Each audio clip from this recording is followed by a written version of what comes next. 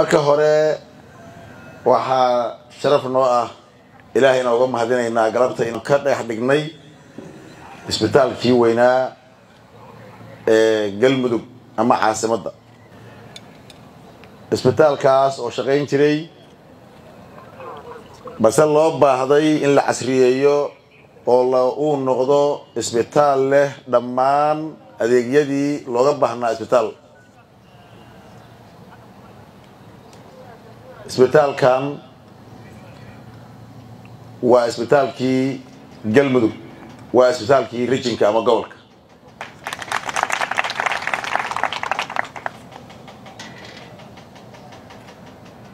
waxaan rabaa inaan si gaar ugu mahadceliyo wasaaradda caafimaadka oo ugu horeeya wasiiru dowlaha wasiir ku-xigeenka agaasimaha guud howlwadeennada dhaqaatiirta dhammaan inta ka howlgasha shaqadii aad hore usoo qabateen oo hore bulshada ugu hayseenna waa in kaga mahadcelinaynaa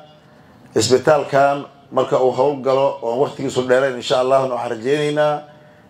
iyadoo weliba lagu soo kordhiyo qaybaha isbitaalka inta lagu soo kordhiyey oo adeegyadan lasoo kordhiyaan rajaynaynaa inaad si wanaagsan u gudan doontaan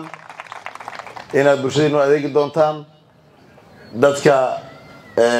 reer galmudugna meel ay joogaanba waa isugu hambalyeenaynaa inaan isbitaalkii referal hospital maanta halkan laga dhagax dhigay waxay noo tahay sharaf waxay noo tahay guul waxaan leenahay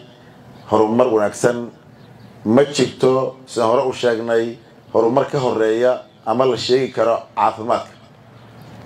baahida ugu weyn oo bini aadan qabana waa caafimaad oo ugu muhiimsan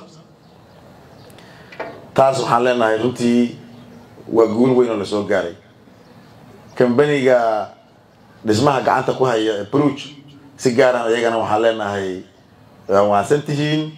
maadaama aad dhowr shaqo oo waaweyn oo galmudug laga wado ku guulaysateen adinkana waxaan idin rajaynaynaa inaad noqotaan kambanigii sidaa ugu sii socda howlaha bilowgiinii markii horena kambani magac leh oo magaciisa iyo shaqadiisa la yaqaan ba ahaydeen haddana bilowgiinii waa lagu diirsaday waxaan leenahay meeshiina kasii wada una tartama dhammaan howlaha oo dhan iyo mashaariicda ka fulaysa galmudugna tartan u gala waa mudan tihiin mar kale waxaan leenahay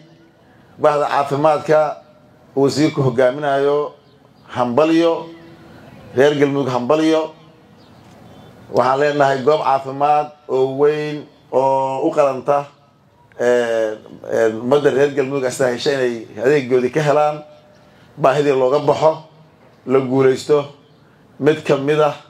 howlihii waaweynaa oo ay kusoo guulaysatay galmudug ayaan halkaas galabtay markhaatigeedii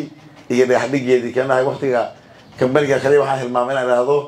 waqtigana saa u beeqaamiyo oo sida wasiirku u sheegay yuusan dhaafin insha allahu tacaala